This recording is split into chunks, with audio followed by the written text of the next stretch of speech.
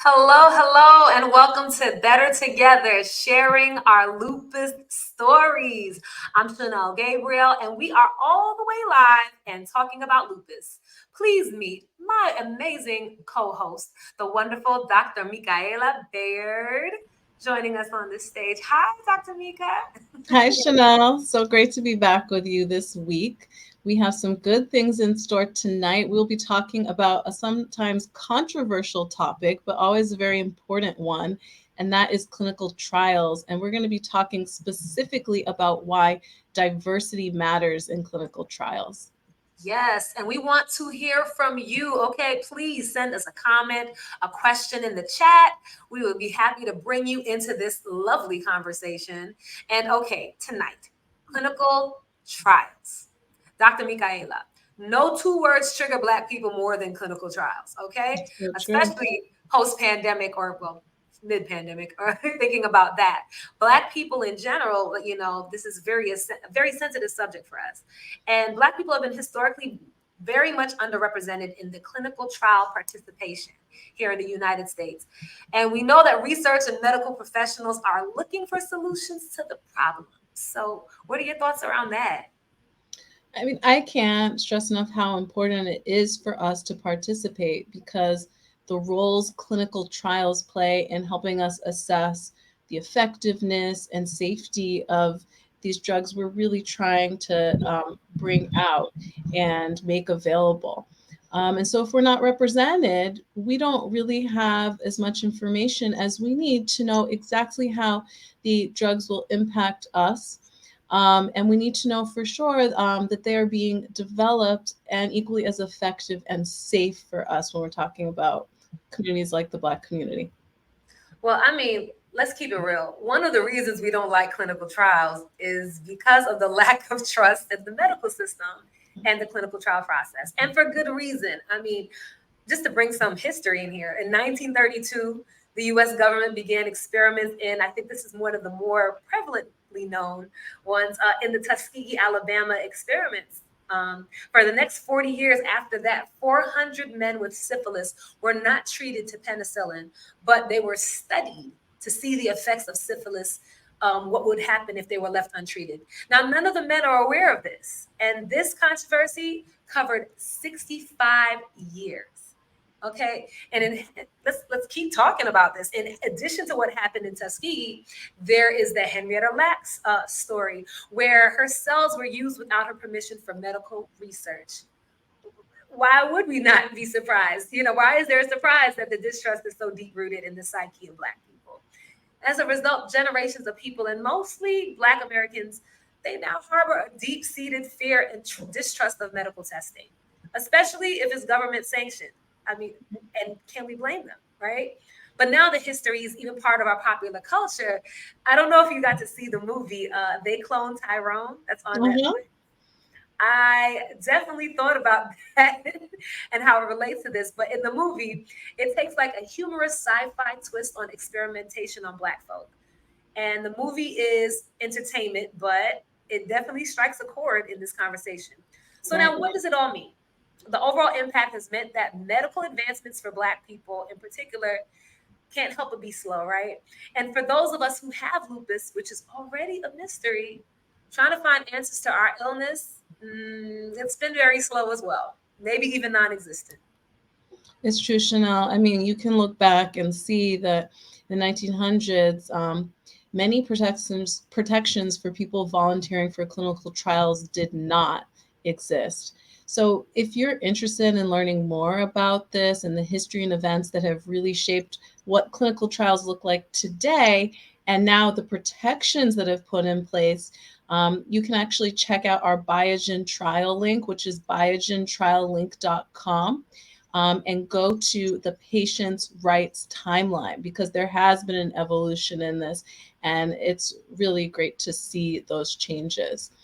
But Chanel, we all know you are really a face for this issue, and you've been so active in this cause. You've participated in trials. We've talked and you've shared your experience in many ways. You know, so I want to hear more about your experience. I'm asking from everyone, for you to tell us a little bit about what are clinical trials? What do they mean to you? And do you do them? I guess I kind of answered that already, but maybe you can share your own perspective.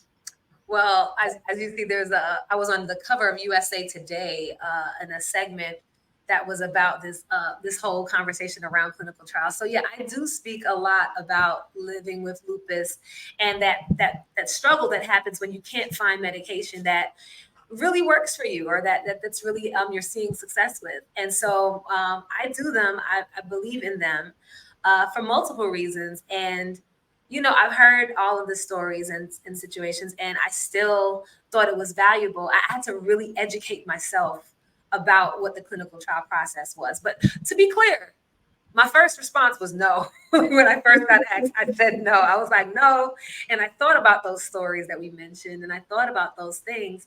But I also recognize that, there are a lot of things put in place. And those are the things that I think made me feel a lot more trusting. I think one of the big things is the fact that, if at any point in time, if it's not working for you, or if your health declines, you can leave the study. And I thought that you just signed your life away and forever were beholden to the scientific world. So, but I'm curious. Do you present this to your patients, and what are those conversations like? Yeah, I mean, I think it comes up all the time. We talk about what it means to be in a clinical trial. And I think tonight we're really going to talk about that specifically. Like, what does it really mean to sign up? Who are the people on the other end? But I think that it's important we know the history so we can understand what have been the barriers in the past. I mean, throwing this back at you talked and just shared with us some of the history. What has helped you overcome that and said, okay, I know that, but I'm still going to participate?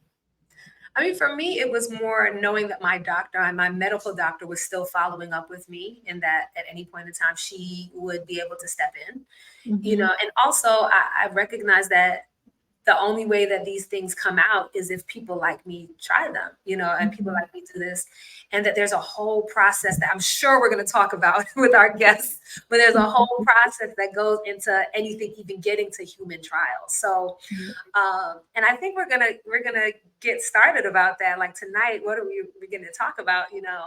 This whole process of clinical trials, and yeah, we're gonna get into the nitty gritty about it. So right now, I think if we don't talk about what's really going on with Black people and testing and clinical trials, we are not going to be able to move this needle forward at all. See what I did there? Move the needle.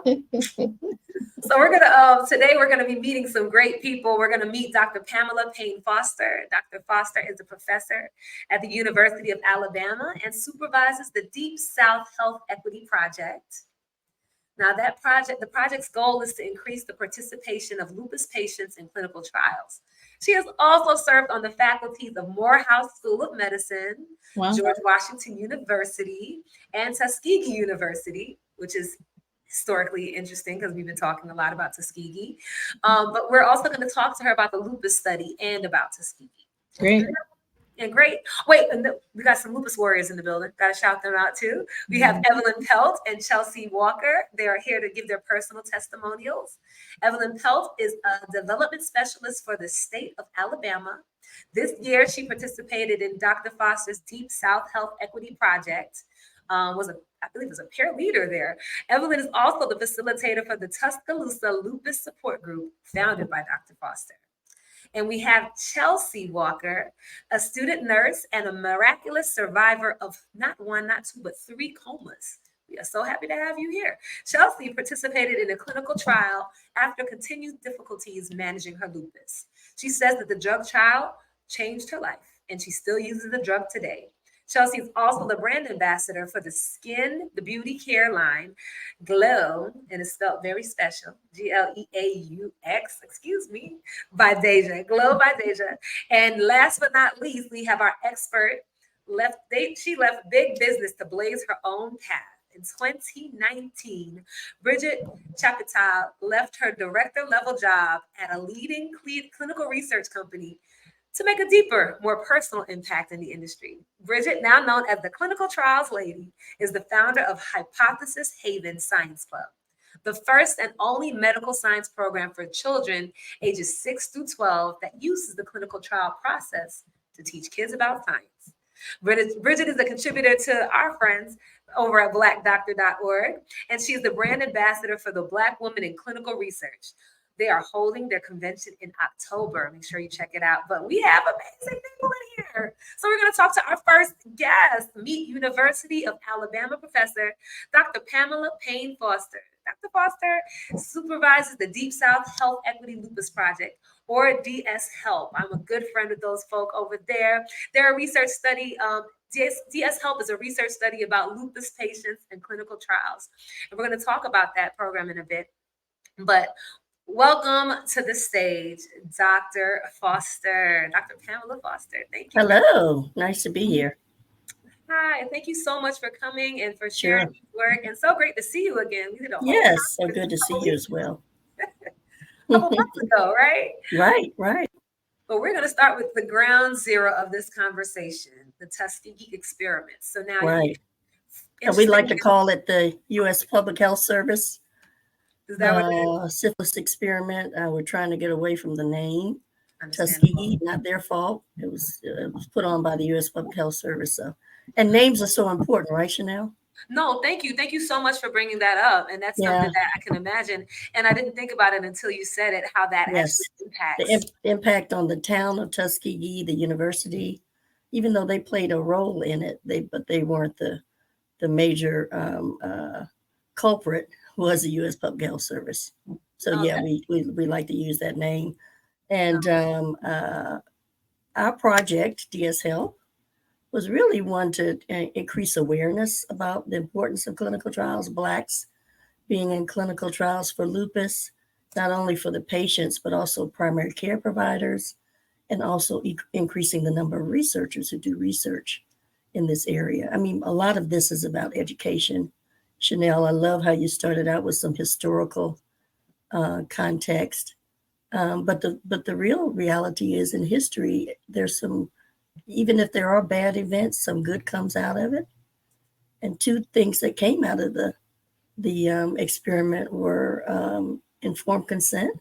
We didn't have that before in 72 when the experiment came out, and also IRBs, Institutional Review Boards. So there is much more accountability for doing research, especially using human subjects and vulnerable. You know, that population at the time was very vulnerable, being from the Deep South, poor men and their families, because of course that syphilis affected their families as well. So although horrendous history, even with the Henrietta Lacks story, NIH is now talking to the family and engaging them in the process of research, which is a good thing. So, Dr. Pam, you've been mentioning so many important things about how, being at Tuskegee, you separated, a little bit of that story from the institution, the university.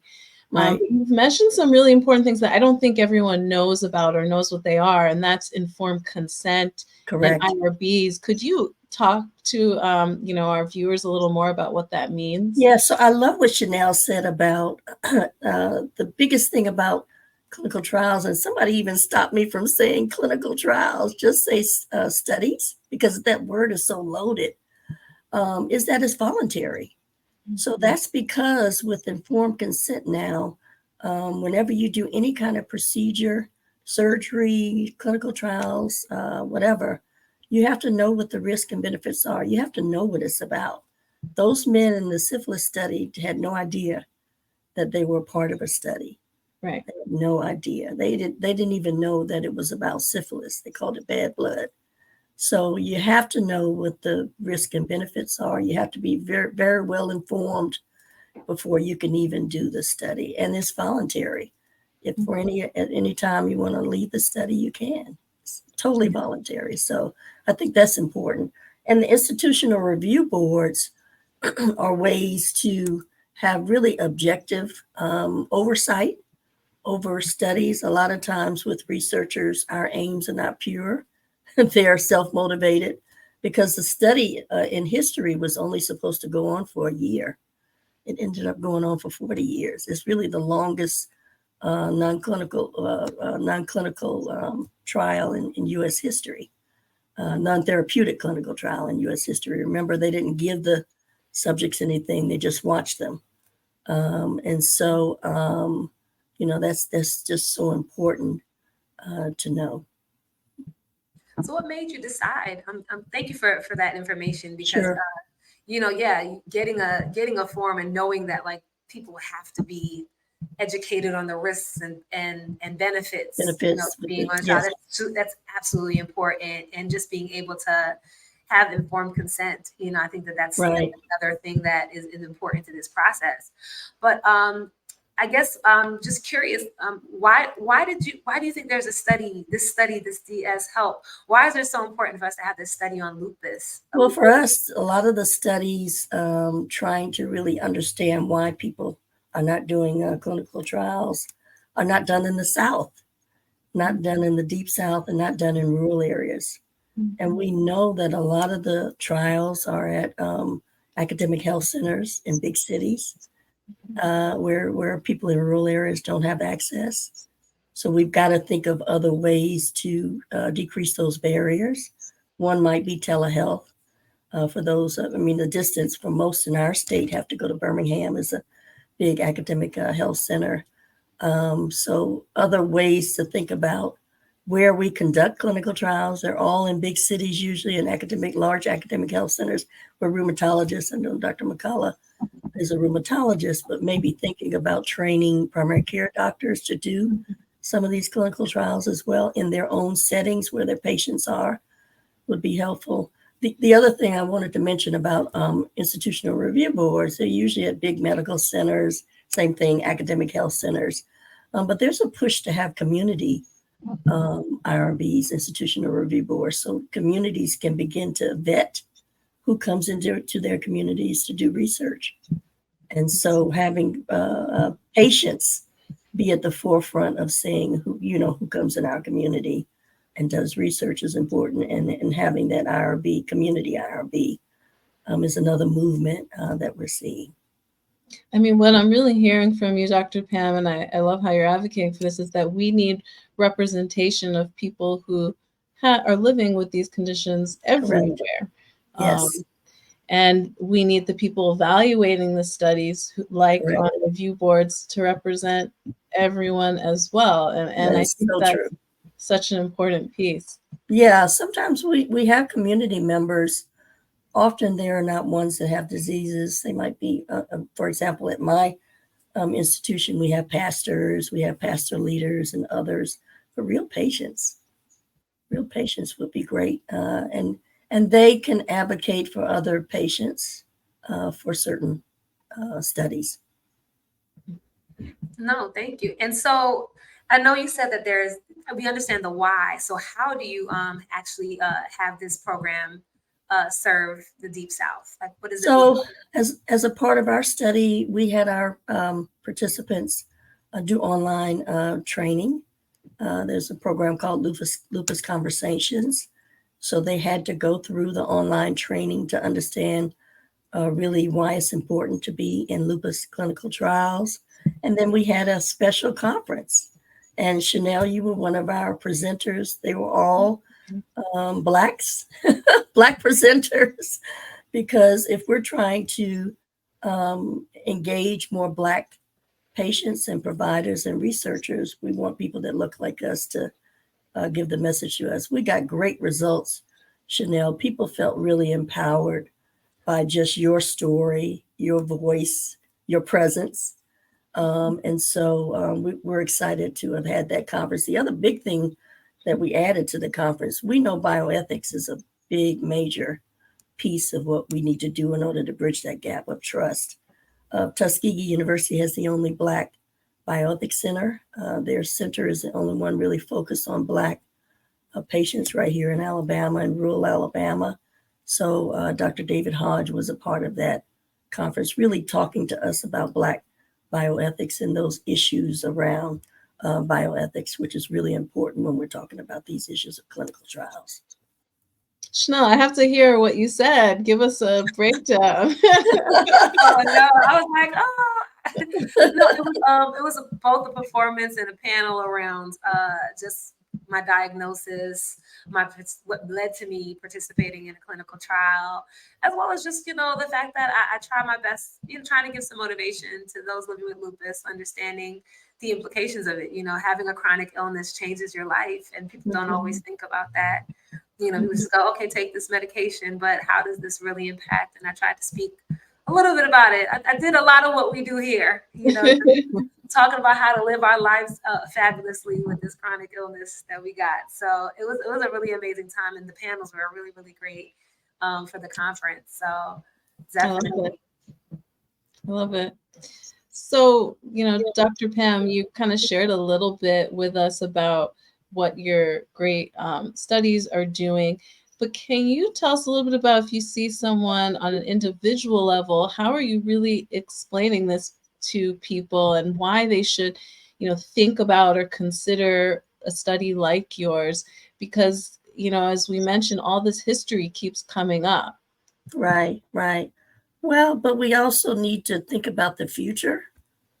And the future includes not only our horrendous past with some of this history of studies, but I think the biggest example here is even when we were trying to get people to think about getting the COVID vaccine, some of the descendants of the syphilis study came out with their own advertisement saying, although they were hurt through this history, the future is so important for us to be involved in studies, in vaccines, even vaccine studies, in getting vaccines, in prevention, and in science. So I think their message said it all. Some of the descendants of syphilis study are still alive and still advocating for the future. And so I think that's so important for us to really understand that without these interventions, we cannot move forward as effectively as we could. Thanks. And I have a question for both of you. We have two doctors here. So, what does it mean for a study, for a trial or a drug to have no or little a small number of Black participants? Like, what does it do to the trial? How does it impact Black people, especially Black people living with lupus?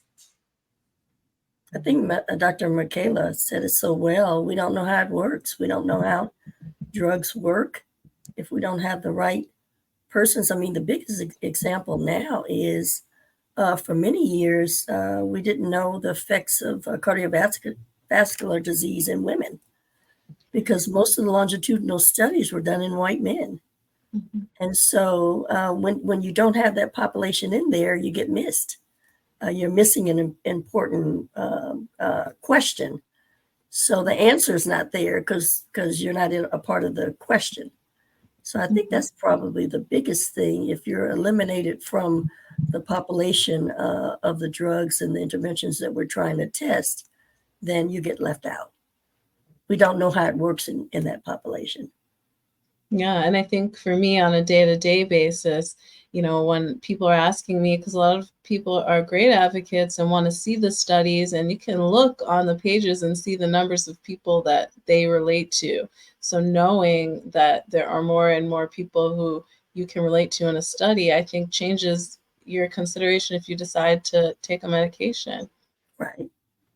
I think that's helpful, just knowing that there's these opportunities. That's so important. Just the idea of like, what does it mean for me to be someone a part of this drug coming to market? This thing, that's there. There's a reason there's a trial because it's usually filling in something. So those are two amazing points. But I'm so excited to have you on here. We're gonna go to our two lupus advocates. We're gonna bring them into this conversation. They have actually participated in the clinical trial process. We have Evelyn and Chelsea. So now we're gonna welcome development specialist Evelyn Pelt and student nurse Chelsea Walker. Now, Evelyn participated in Dr. Foster's study for lupus patients.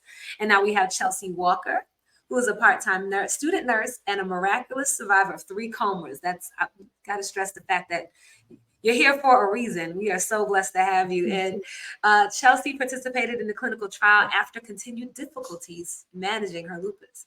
She says the trial changed her life. Now bringing to the stage Evelyn and Chelsea. Hi. Hi, Evelyn. Hi, Chelsea. So glad to have you both. Yeah, good to be here. Thank you. Yes, my lupus warriors. Well, Evelyn, we're going to start with you. Okay. Now, this year you were a peer leader in Dr. Foster's Deep South Health Equity Lupus Project. Yes. We had many committee meetings beginning, and then we divided up into like groups. We had 4 peer leaders from each state: Alabama, Mississippi, Kentucky, and Tennessee. And then we had a coordinator of the peer leaders. And then we were charged to come back with questions to address. We had to also recruit 25 participants from each of the states. Mm-hmm. And then we would come back, we made questions, a list of questions, we went over them, we gathered them, and then we brought in the participants and we zoomed in and asked those questions to them and got some of their responses. Yeah. That looks like a lot of really great support. And Dr. Pam, chime in if there's anything that comes up for you. But also I just realized this. I said I shouldn't even started with this. We're going to talk about those questions, but I didn't ask this question that we ask every lupus warrior that comes in here. Please briefly tell us your lupus story. Okay. Okay, I was diagnosed in the year 2005. It was also the year my mother was diagnosed with non-Hodgkin's lymphoma. Yeah, so it was like, anyway, but when I got diagnosed, I got up one morning and my hand was so stiff, I couldn't literally touch my thumb. So of course I went to the doctor, and then I got my diagnosis probably within a week. So I kind of tell people all the time that I felt like I'm living in denial lupus, because I felt like, which one do I have to do first? You know, I don't think I could fight for lupus and my mother too, because they had to start chemo treatments with her. So I was able to get on a medication, and I've been on that medication since 2005. And I've also been in remission for the last 10 years. So I'm grateful, because I know a lot of people cannot go to work, they cannot function. They have periods of fatigue. But anyway, after I did go through this period of fatigue too. And that's when I joined the local lupus support group, where Dr. Pam Foster was the president. And I went hoping to be in a group that I could talk to and could relate to with some of the issues that I was having. And then, of course, when the project came up, she asked me would I want to participate. And of course, I was a little eerie because I've never done that. So I said, well, maybe. But then she said, let me give you the information and you consider it. So I did. And then we started the project. And then once we pulled in the participants and started asking the questions, we asked a variety of questions. I did not record them. We had a recorder there. So I don't remember details, but some of the questions, if you don't mind me just going on with that. Yeah, no, we'd love to know some of the questions. One was, have you participated in a lupus trial? And of course, a lot have not. I had never participated. And matter of fact, I've been with my rheumatologist, 18 years, and he's never asked me to participate. Mm-hmm. So for me, it was an educational experience. And one of the courses, they said, have you participated or would you participate? And one of the ladies was an older lady. She was about 65, I think, to 75. I don't remember the age, but she had participated in like 2 clinical trials. And she said she would do it again. And she would do it again because of her children and her grandchildren. She wanted to do her part for her family. Yeah. And then we had one, I remembered, she was a younger lady, and she said she had started to participate in a clinical trial. And for some reason, they excluded her. They dropped her from the program. And she never got an answer to why. So she wanted to know what avenues, because we thought she had a right to know why she was dropped. Right. So we talked about some possible avenues so she could find out why she was dropped from the program. And then I think we even asked her later, would you even, since you were dropped from this one, would you even consider doing another one? And of course, she said that she would still consider doing that. So that was a good thing. Well, thank wow, you. Evelyn, that's so helpful to hear all these other stories. We want to hear what made you start being a part of a clinical trial or study. Well, like I said, part of it was out of just curiosity, because I've never participated. And of course, after Dr. Pam gave me the information, it wasn't any risk involved for me. It wasn't any medicine. It was all educational. So it would have been really dumb of me to say no, because it Yeah, was so no this benefit or risk. project was It to was, increase awareness. Someone yeah, asked if there were men. There were some men. I think we had a few men participants, but not many, but a few. And even had men in the support group as well. Yeah, right, right, right, And we don't get to talk about the men with lupus. There are that's right. many out there, and many that aren't diagnosed because we always think of this as just a women's right. disease. So, Right. but that's And we have one male. He's just, I don't know if it's because it's mainly female that he doesn't want to become involved. We run the support group at the university, so he works at the university. It could be some of that. Sometimes people really don't want others to know their business. But I think part of the support group is having people really talk and support each other. That's what it's about. Yeah. I think that's a really good point, Dr. Pam. Maybe you could talk a little bit more about, because these studies are, confidential, and maybe you can talk a little bit about that piece. Yeah. With the support group, we're sharing and talking, so that's a little different. But yes, these studies, they should be confidential. Your information is not going to be shared with anyone when you're a part of a study. And it depends on what kind of study it is. If it's blinded, sometimes even the provider doesn't know what drug you're on, or if you're on a placebo, or if you're a control arm. It depends on the type of trial it is. But yes, the confidentiality is very, very important, because people really need that in order to think about participating. One thing Evelyn said that was also interesting is there, a lot of our people have a lot of other comorbidities. And so we may not all be able to really be in a trial, because it's so rigid sometimes, the standards for being in a trial. And that can be very devastating to people. They won't try again, for example. Like Evelyn said, that one person who was turned down might not try again. So we have to think about some of the rigidity of the studies that we have, and consider that people have other comorbidities as well. Thank you, Evelyn. I mean, I know I see our other guest, our other lupus warrior is like over there nodding. I can't wait to get to talk to you. Chelsea, we're gonna talk to you in a second. But Evelyn, what was your experience during the study? If you can remember, like, what did it feel like? How was the support around you? Just thinking about like what that experience was like. Some people think you're just like sitting in a lab and people are just prodding you and poking you with things. Like, what is the actual experience like? Well, my experience wasn't like that, because it was all educational. It was gathering information and gathering that information, passing it on, and hopefully making other people aware of how important it is to participate. So, like I said, I had no risk. I didn't have to weigh any risk involved. It was all educational. It's gathering information, listening to information, and sharing information, and just hopefully relaying that information to people that may want to consider participating. And even with my sister, you could also be a participant in this DS Help if you were a family member of a lupus patient. It took nails and nails to get my sister to participate, because first of all, she thought it involved some type of medicine. And it was, I think it's one of the first things that come to mind often when you talk about clinical trials. So maybe studies will be a better word. But I had to convince her to, it was all educational, and that was an easy process, and that it wasn't that time consuming. And even on top of that, they offered a stipend for the participants. And even with that, it was still hard to pull some people in. Yeah.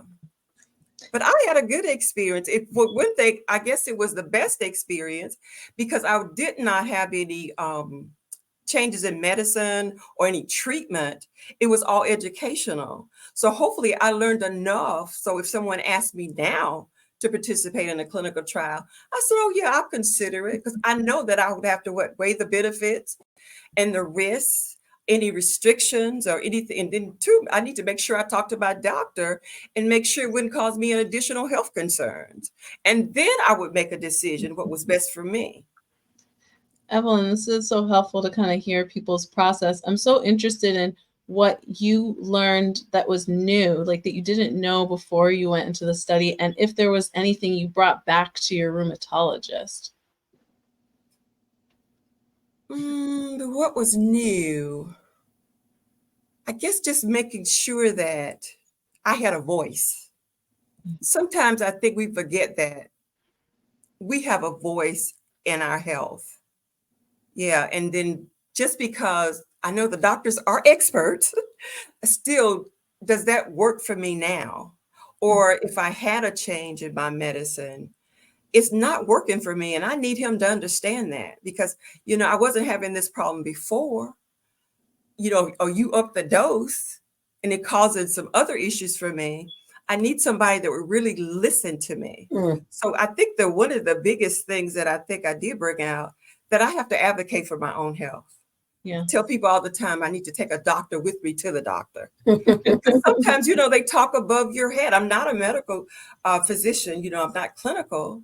I need to know what you're talking about in the terms that I understand, so I can make a decision that affects my health, and it has to be the best one, because I'm going to have to live with it. Yeah. That's the biggest thing. I think, just to advocate for your own health and not to feel bad about it. And if it doesn't work, if you're going to the doctor and he's not listening, he's not paying attention, or that medicine's not working, I have a right to leave you and go to another doctor. Period. Yeah. Period. Thank you for bringing that into the space. I mean, you said quite a few points that were really, really important. One, the fact that not all clinical trials are medicine. There's studies that happen. I've done those. I think there was one that was measuring my waist, my waistline. I was like, I don't know what this relates, but they're talking about ratios. There's all these different things that people don't necessarily know. But and I think even talking about like how being a part of this does make you a more informed patient, because you're learning so much as you're doing these processes. It's really helpful. I promise we're going to get to you in a second, Chelsea, but I have one final question. But why is it particularly important for people with lupus to participate in trials, like that specific illness? Dr. Pamela, if you'd like to talk to Pamela. Well, I mean, definitely we haven't had new medicines in a long time. One of the newest ones just came out, and it was decades. So we need to speed up the process of new meds for sure. I think that's a great one. And we need to know how it affects Black women differently than others. We definitely are disproportionately affected, but we need to know a little bit more specifically about, our subgroups. Thank you. Dr. Michaela, do you have anything else to add to that? I'm just curious. Our other doctor. No, I mean, I think that it was a really interesting point that Evelyn said her regular rheumatologist never really talked about clinical trials and those options. And I think that it's sometimes something we should task ourselves with, saying, what are those other options? Do you have any clinical trials you can recommend? And I think that's a really great learning point for our viewers. Yeah, thank you. Yeah, that's one of the other things we did in the conference. We brought clinical trials in each state. We highlighted them so that the participants could see where they were. Just wanted to add that in, Chanel. Oh, no, thank you. That is so important. And I mean, I think it's a really great segue for us to bring. I know you've been patiently waiting, but we're going to bring Chelsea in this conversation, who actually participated in a drug trial. And like myself, so first things first, Chelsea, thank you for being here. Please tell us your lupus story. It's very, very long, so I'm going to just hit the key points. I had just graduated high school. I would take a steroid in high school like every couple months, so I did not start hurting until after I graduated. After I graduated, I would be hurting. I couldn't get up some days. I didn't know what was wrong. I think I got sick bad, ended up in the first coma, medically induced coma, because my heart was beating so fast, like from pneumonia. some vague pneumonia and my lungs had collapsed. So fast forward, going to my second health scare, I'm like, okay, I gotta do something. I get a good rheumatologist finally because when you don't have insurance, everything is so hard. So I finally get a good rheumatologist. So it was her idea for me to try 2 drugs. But I still was kind of in denial. I had it even though I kept getting sick, kept getting sick. I don't want to take the pills. I don't want to take no medicine. I don't want to. I was so young. I was stupid. Well, not, I was young, uneducated. So from there, we tried injection. It was injection. 2 weeks on the injections, 2 weeks off, went back. In Lafayette, we have like, you can go into a system and you can put like, if I would have had a reaction, I could have scheduled an appointment for the next day. You go do your blood work before, you get everything sent to your phone. You know everything. It's like so transparent. You can go in and put your symptoms. You can, it's very detailed, very detailed. So of the 2 weeks after the first drug, took 2 weeks off, got back. From there, she let me make a decision. Do you think this would be better or this would be better? I started getting better with the appointments, better with the doctor because I started paying attention. We would butt heads because I would play on the phone. As things got better, you keep getting older, you keep getting older. My third coma was only because I want to have kids now. So I went to go and get everything fixed up with that. Because with one of the comas, I had ended up having an ectopic pregnancy. That's what really brought me down. So with lupus, everything it just keep hitting. But ultimately, the last go around, I got blessed with some great doctors, and the blood work, everything keeps flowing, and I'm still on one of the medications from the trial, and the second one only when I have bad flares I take it. But I normally don't have no flares. I go to therapy every day, my online schooling. I really have it improved my whole quality of health. Like overall, it improved it. Wow, and I think that that's so important. Thank you for sharing that. I mean, you had a story, and I really do appreciate the fact that you are still here and you are living. You always say you living your best lupus life. You going to school, you're doing all these wonderful things, and your doctor suggested the trial to you, and the trial, from my understanding, was a 4 months and 3 drugs, and so when you talk about the therapy, you mentioned therapy. How important was therapy for you? Every time, like even right now today, I go to therapy. Like I also have lupus, but I have arthritis, so we know that's a crippling disease. So because I'm so young, I go 3 times a week because I want to take it as long as I can. Let's just prolong it for as long as we can. So that's an ongoing thing, the therapy for me. But every time it works. Chelsea, thank you for sharing so much of your story. And I know you condensed a lot into a short amount of time, but I'm so interested in hearing more about how your doctor talked to you about clinical trials and kind of if you remember anything about that conversation and things that were helpful. The reason why it came about is like Miss Evelyn Pelt. I was really in denial about the lupus. So I wouldn't take the medicine, I wouldn't. So she came at me with an approach like, okay, we have to do something to make you feel better. She had to go through my mom, make my mom talk to me to convince me, okay, we have to try this. We have to do something to make her feel better. And I would tell my mama, she just don't like me. But it was because I would play with the phone.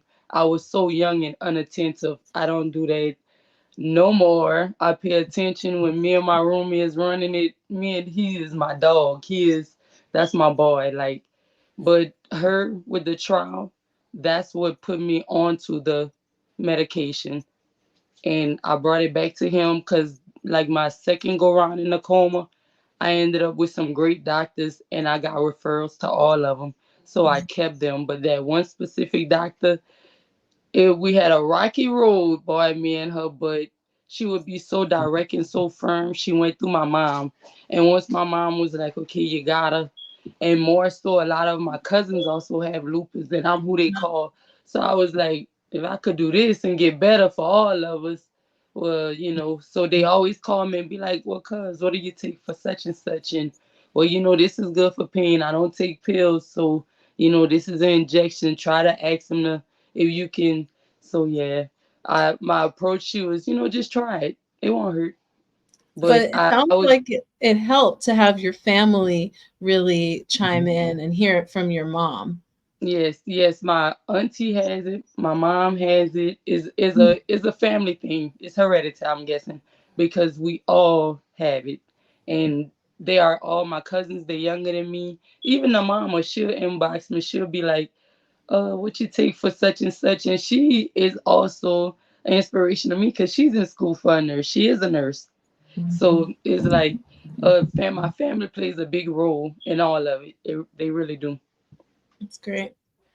I think first I just realized this. I was like, don't worry. For many of us, the idea of taking medication, I call it we go through the stages of grief.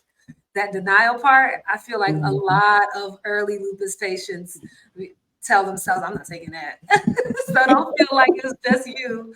We all, some of us do go through that a lot more than you know. So you're not alone in the feeling of like, no, I don't have this. I And what don't. was so interesting to me, because I was so young, the blood work that she would do every 2 weeks, she could keep track. So she knew if I was taking it or not. She knew, okay, this level didn't rise, this, okay, you're not doing this, you're not taking it serious. So, but yeah, it was all interesting. It was very, very a learning experience, a great learning experience. And my hats go off to you, Chelsea, being so young, being diagnosed so young. I think for us as providers, it's a lesson for really paying attention to kids in high school that might have lupus. Often it gets missed. And so really those school nurses and really thinking about educational programs while kids are in high school that they could have lupus. Do you see this a lot, Dr. Pam, that, bringing in family members, because you're talking a lot about, targeting younger groups. Yes. Do you Well, see I actually worked involved? on a project. It was funded by the CDC to train school nurses to recognize lupus earlier because we are seeing it younger in high school. The idea was also to help them along with the student and their physician or provider do a transition plan for when they left high school, how they were going to manage that lupus. But I think Chelsea's is a great example of because if it runs in her family too, taking a look at that hereditary. But we don't know enough research wise, I think, to even know which families might be at risk. Certainly, I think with genetics and the way personalized medicine is going, this might be also a great area for research Definitely. for us to really personalize specific persons who might be at risk early and catch them early. Thank you. I Definitely. mean, well, thank you for the work that you're doing, and just shout out to Chelsea, a true Yes. survivor. Thank you to you and Evelyn, Lupus Warriors, killing it and trying to figure it out, and trying to support those other people that are living with lupus and being inspirations that way. So now I'm going to bring in one of our final guests. We're going to meet Bridget Chapital. She left a big research job to blaze her own trail in the field of clinical research. Please welcome Bridget to the stage, also known as Clinical Trials Lady. Welcome to the stage. Thank you. It's good to be here. Oh, glad to have you. Now, Bridget is the founder of the Hypothesis Haven Science Club, which is the mission of helping kids better understand science. Bridget says if she can help kids understand, she can help grown-ups too. So now we're going to talk about this. What made you leave your research director job? Well, so I've always wanted to work in the health field. And I feel like once I graduated from college, I was lucky enough to kind of stumble into the clinical research industry. And that's kind of a common story that you'll hear from a lot of people who work in that industry. And so I kind of call it sort of like my becoming moment, like from, our Forever First Lady's book. It was just kind of one of those things where I've always just kind of worked and, checked the boxes and got this job and that job. And along the way, as I was doing that, I kind of got to a point where on paper, I had a job it was really, on paper, a really great job. It was in research, which, by then I'd fallen in love with the industry. It was the industry I wanted to work in. But, I just felt as though the role that I was in professionally just really kind of wasn't in alignment with my personal goals. But by that time, I had went to graduate school, gotten a public health degree, and I had always wanted to see a reflection of, more of our population and more of our communities of color in the research spaces that I was in. But really, that just wasn't happening for a number of different reasons. And so, it really troubled me. And it was something that it got to a point where I felt as though, I really actually wanted to have a job that was more in line kind of with my personal interest and my personal mission, which is to really, bring awareness of the clinical research industry and the benefits of it to as many people as I can, especially people, who've historically been left out of that conversation for, a number of different reasons. And what's so special about the thank you for sharing that. And I'm so glad that you came over on this into this field over here with us. So now just share with us what's so special about the Hypothesis Haven Club. Yeah, well, so basically, Hypothesis Haven Club is like the first and only health leadership program for elementary school children that teaches them not only the basics of clinical research, but also gives them a very early exposure to a lot of different clinical research careers. So one thing I always say is children can't be what they can't see. So, growing up, I never knew, a principal investigator, which is, a doctor, but it's a doctor that actually does research studies. I knew that of doctors, I've heard of nurses, pharmacists, all of that, but I never had that concept that you can do all of these things within the clinical research industry. And so not only are you treating patients that come before you and you're sick, but you're actually creating new medications that haven't even been invented yet, or you're trying to find cures for diseases that don't have cures yet. Because I mean, it's so commonplace for us to kind of, you have a headache, you go to the medicine cabinet, you grab a medicine for that. But somebody had to like invent that just hasn't always been here. And so it just never kind of crossed my mind when I was younger of like, what is that behind the scenes process before medication gets to your drugstore? Like where does it even come from? And so there is a shortage in this industry. And so, when I had children of my own, I would always kind of tell them what I did. And they were like, Mom, you work in a hospital, but you're not a doctor. Like, what is it that you do all day long? And so the idea kind of came to me of, why don't we start younger and really just kind of educate children about clinical trials? And in that same way, this is also an avenue to kind of like sneak, kind of that back door and get their parents kind of exposed to it so that, before you actually need to go into a clinical trial, before the first time you hear about it is when you're sitting in a doctor's office, dealing with some kind of health condition, you're already kind of familiar with it and the concepts of it, how it works. And so that's really kind of the two things that we really try to do is kind of teach kids that, we need you on the back end being part of this industry, but also here's how to advocate for yourself and here's what they're doing and here's how to understand it so that, everybody can just be more comfortable with the process. It's awesome. I love the idea of early exposure. So when you're talking to kids about this process, can you, break it down for us? How do you describe it to them? Sure. So one of the things kind of that we touched on in this conversation, I think it was Dr. Pam, was about the concept of informed consent. And so we actually have a number of after school programs, camps, and workshops. And so all of our sessions kind of start out with us really talking about a topic. And one of my big things is taking complicated topics and really breaking them down so they're really easy to understand. And so on the topic of informed consent, we actually had a lesson about how digestion works. So kids, they learned about their stomach, how it works in school.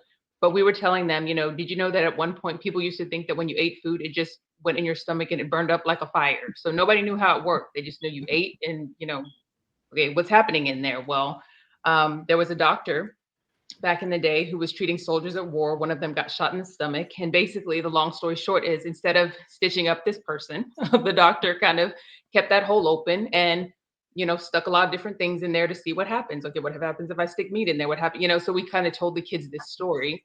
And we're able to teach them that, nowadays that's not even allowed because first of all, did you ask this person if they wanted you to do that? No, he didn't. And of course, this is, in the 1800s, so a very long time ago. The things he was doing to this patient, they made the patient sicker. They didn't help the patient get well. And also they were very painful. And so the concept of informed consent was not something that they had back then. But nowadays, a doctor would have to come to you and say, actually, first of all, it wouldn't even make it that far, because unless you're actually trying to treat a person, there are rules in place that you can't just do things just because I want to see what happens. There's rules in research that say you have to be trying to actually make somebody better. But even more to that topic is you actually have to ask their permission.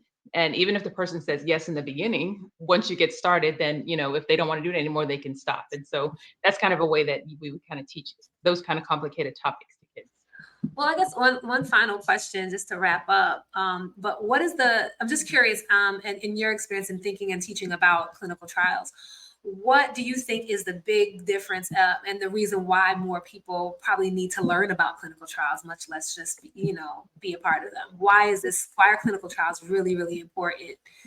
I mean, the most important thing is that, these drugs are going to continue to be made. They're going to continue to come out. But we won't know how they're going to impact people, how they're going to impact older people, younger people, men, women. There are so many different ways that make a drug react differently within a person. We won't know that until it comes out in the store. And then when you go buy it thinking it's going to help me feel better, it may not work in you, or it actually may even make you worse because it just was never tested because we didn't show up to be a part of the studies. So it's really a way to try to, advocate for ourselves, to get ourselves a seat at the table. Instead of thinking of it as an experiment, just think of it as you're doing your part. There's protections put in place. There's, information every step of the way. And, we really just have to show up so that we can make sure that when the medicines do come out, that we know that they're going to work for us. Okay. Thank you so much. We are closing out. It's been so helpful hearing from you, Bridget, Chelsea, Evelyn, and Dr. Pam. We just want to really thank Biogen for the time to have this great conversation. Tonight we had such an involved conversation about clinical trials, and we are going to go right to Chanel, who's going to share with us her spoken word tonight. When trust is historically broken, when what's unknown is exactly that, unknown, when you feel like you're making this decision alone, you are not. You are bringing the world with you. My warriors, we are holding them accountable. We are now demanding power, choices, options. We are healing ourselves and healing others in the process. Fighting side by side, we are opening doors, advocating for more, advocating for us. Thank you so much for joining us. Please join us in 2 weeks as we debunk urban myths. We Black people love to tell stories, but we have to make sure that we talk about some of these stories around experimental testing.